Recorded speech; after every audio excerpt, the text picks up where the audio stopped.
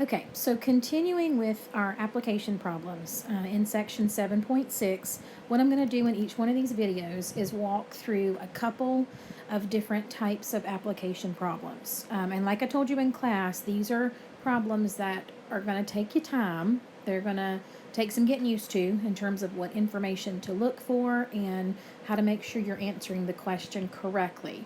But the best thing you can do to get better at this is to look at lots of different types of examples and to work through lots of different types of problems yourself.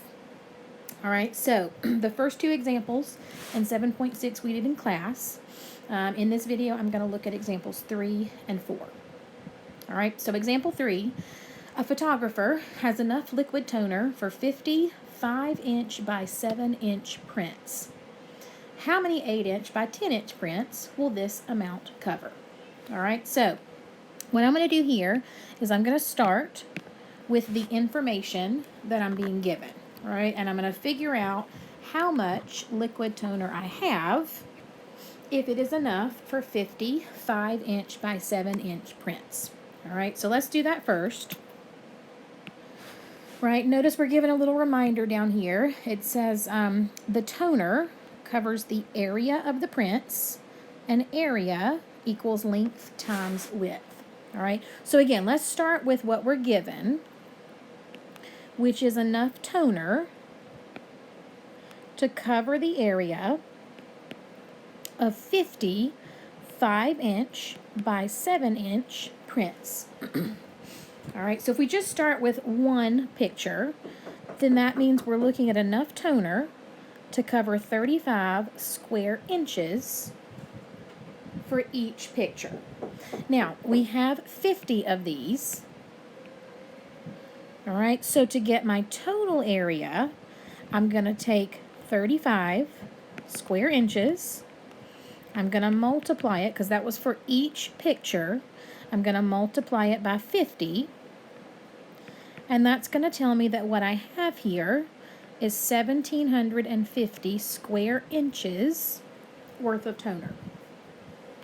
All right, now that I know what I have, I'm going to go to the question. All right, the question here is for 8 by 10-inch prints. All right, so I'm going to come over here, and I'm going to look at the area for an 8 by 10-inch print, which would be an area of 80 square inches. All right, now again, the question here is how many 8 by 10-inch prints will this cover? So I'm going to let X be what I'm looking for, right? The number of 8 by 10 prints that I can do.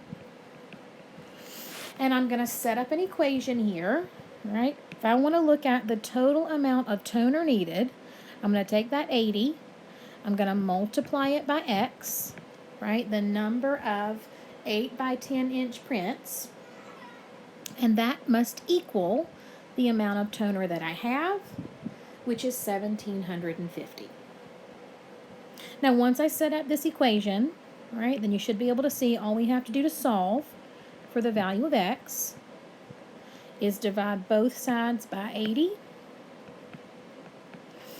And that's going to give me a value of X at 21.875. Now, keeping in mind, we're answering the question of how many 8 by 10-inch prints will this cover, right? Well, if it's only going to cover 21 and part of a print, then that means this is only enough toner to cover 21 total prints. All right, so in this case, I'm not using normal rounding rules, right? Again, just based on what the question is asking. If it'll cover 21.8 prints, then that means it's only covering 21 whole prints, all right? And that's why I'm rounding this the way that I am. All right, now let's look at example 4. All right, so completely different situation. It's asking me a completely different type of question, but I'm going to approach it the same way. All right, so the first piece of information I'm given is that the roofer is earning $24 per hour, and then he's earning $36 per hour for overtime. right? And we know overtime is going to be anything over the regular 40 hours per week. Now, the question here, he wishes to earn $1,200. So how many hours of overtime should he work? All right, so typically what I do is I let my variable be whatever it is I'm looking for, which in this case would be the number of hours of overtime. All right, and then I want to think about how I could set up an equation.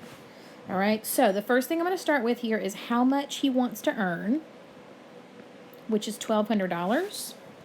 And I'm going to think about how he would make his money. All right, so remember, he earns $24 per hour for a regular 40 hours of work. So that means the amount he would make for those 40 hours is $24 times the 40 hours that are being worked. But then he earns additional money for overtime. The amount he earns per hour for overtime is $36. And to get the total amount he would make, I'm going to take that $36 and I'm going to multiply it by the number of hours of overtime he would need to work. Right? So again, all I'm really doing is I'm kind of taking the information that I'm given in words, right? Taking what I know about overtime and salaries and things like that, and I'm taking the words and writing them numerically to define an equation. All right, now at this point, I'm just going to simplify. So I've got 1,200 is equal to 960, that's the 24 times 40, plus 36 times x. To solve this, I would need to subtract 960 from both sides. Because remember, I'm trying to get x by itself. All right, and then to solve for x, I would divide both sides by 36. And then I want to make sure that I answer the question appropriately. So notice it says, how many hours of overtime would he need to work? So I'm going to simplify this improper fraction. I'm going to write it as a mixed number. 36 will divide into 246 times. All right, when I do that, there's going to be a remainder of 24. And I'm going to keep my denominator of 36. And then 24 over 36, that fraction can be simplified. All right, divide both by 12. So 24 divided by 12 is 2. 36 divided by 12 is 3. And remember, we're talking about the number of hours of overtime. So in order to earn $1,200, he would need to work 6 2/3 of an hour overtime.